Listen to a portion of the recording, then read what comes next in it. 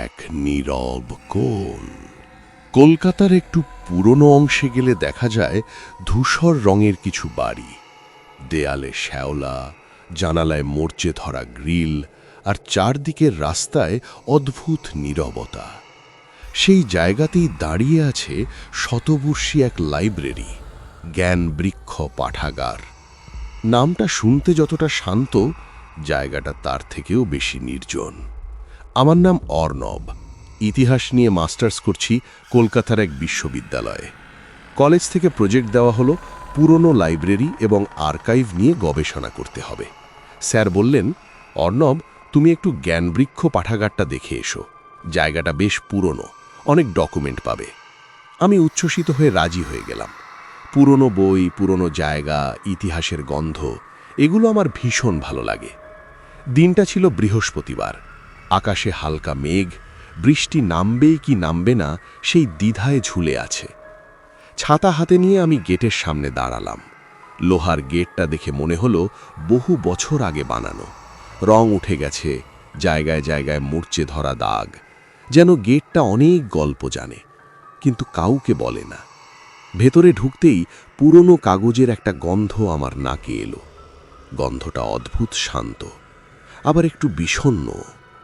কাউন্টারের পিছনে বসেছিলেন এক বয়স্ক মানুষ, মাথায় পাকা চুল, চোখে গোল চশমা। তিনি আমাকে দেখে বললেন, কি চাই বাবা? আমি হেসে বললাম, আমি কলেজ থেকে এসেছি, রিসার্চের জন্য বই দেখতে চাই।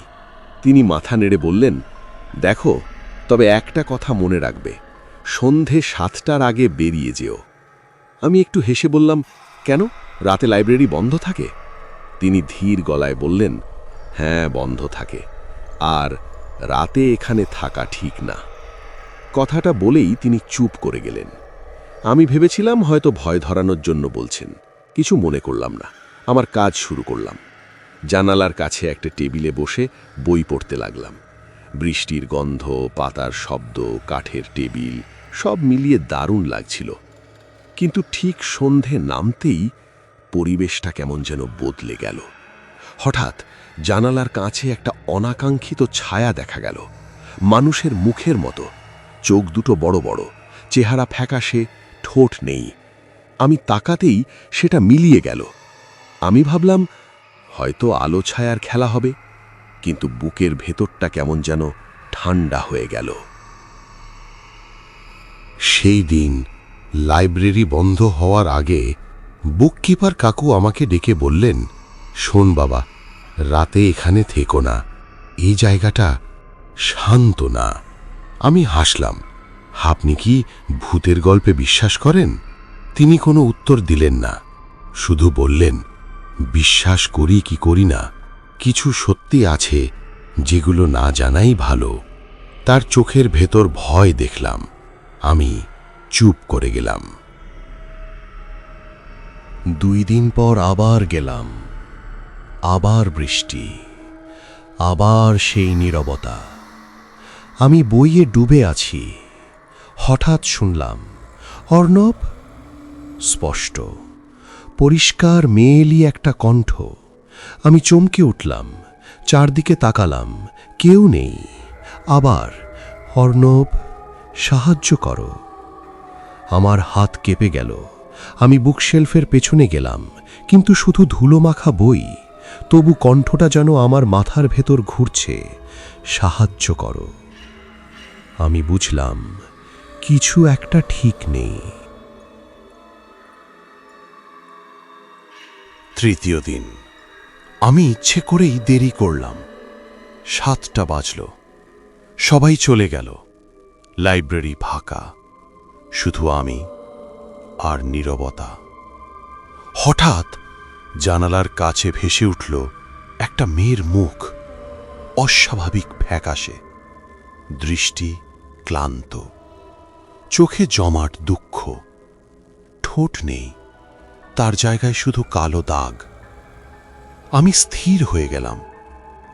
সে ধীরে বলল, অর্ণব, আমাকে মুক্তি দাও। আমি কাঁপা গলায় বললাম, তুমি কে? সে ফিসফিস করে বলল, নন্দিতা। তারপর মিলিয়ে গেল। আমি বুঝলাম এটা কল্পনা নয়, এটা বাস্তব।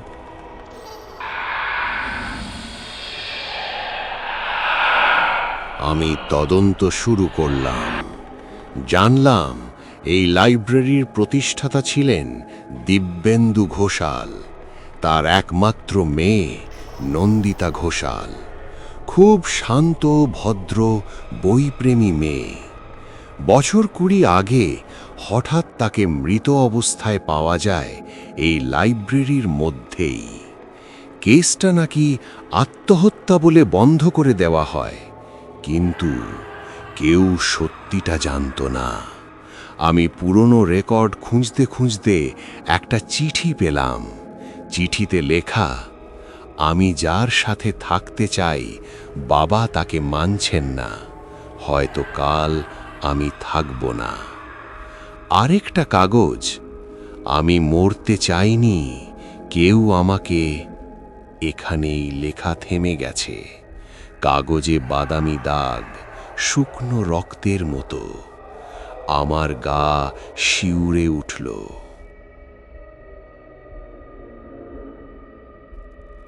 রাতে সে আবার এলো। এইবার তার কণ্ঠে কান্না।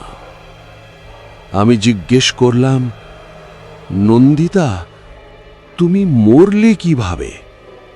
সে ধীরে বলল, আমি মরতে চাইনি। তারপর কাঁচের ওপর তার মুখের আকৃতি যেন কাঁপল। আমাকে ধাক্কা মারা হয়েছিল। আমি শ্বাস বন্ধ করে জিজ্ঞেস করলাম, কে? তার চোখে জল জমল।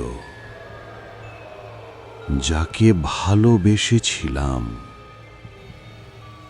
তারপর সে মিলিয়ে গেল। আমি খোঁজ করতে করতে জানতে পারলাম, সেই সময় লাইব্রেরিতে কাজ করত এক যুবক, নাম সুমিত চ্যাটার্জি। তাকে খুঁজে বের করতে আমার অনেক সময় লাগল। শেষমেশ আমি তাকে এক ছোট শহরে পেলাম। চুপচাপ, অগোছালো মানুষ, চোখে মুখে অপরাধ বোধের ছাপ। আমি সব বলতেই সে কাঁদতে শুরু করল। হ্যাঁ, আমি ওকে ভালোবাসতাম, কিন্তু ও আমাকে মানেনি। সেদিন রাগে আমি ওকে ধাক্কা দিই। ও বুকশেলফের ধারে মাথা লাগে, মুখে আঘাত পায়, সব রক্তে ভেসে যায়। আমি ভয় পেয়ে পালিয়ে যাই। আমি জমে গেলাম। সে বলল, আমি তাকে মারতে চাইনি, কিন্তু সত্যি সত্যি সে মেরেছিল।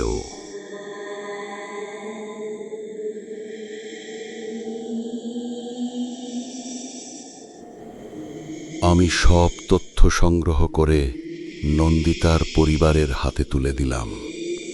বৃদ্ধ বাবা চুপচাপ বসে রইলেন অনেকক্ষণ। তারপর শুধু বললেন, আমাদের মেয়েটা নির্দোষ ছিল। সেই রাতে লাইব্রেরির ভেতর বাতাস অদ্ভুতভাবে শান্ত ছিল। আমি অপেক্ষা করছিলাম।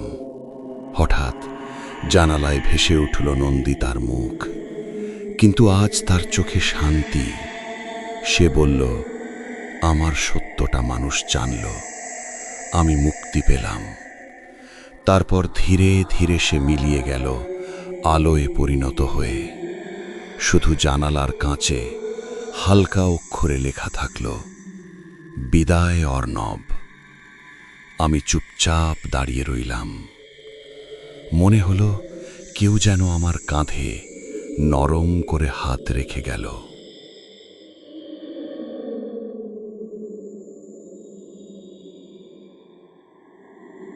আজও আমি অনেক দিন পর সেই লাইব্রেরির সামনে দাঁড়াই।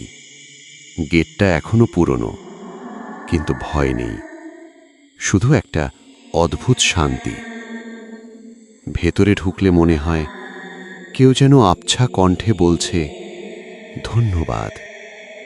আমি জানি সেই নন্দিতা। আর আমি বুঝেছি, কিছু আত্মা মুক্তি পেতে চায় শুধু সত্য বলার সুযোগটা।